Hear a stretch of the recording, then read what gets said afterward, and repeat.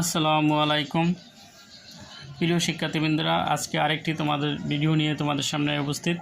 তো ঢাকা বোর্ড 2023 অধ্যায় দ্বিতীয় অধ্যায় সেট ও ফাংশন থেকে যে ম্যাথটি আছে সেটি আমরা আগে উদ্দীপকটা দেখে নিই। যে এখানে এ সমান সমান x belongs and such that, এটাকে বিলংস বলতে পারো।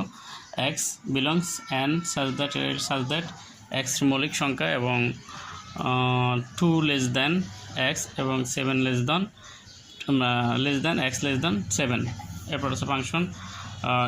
ফাংশন আছে 4x - 5 3x - 2।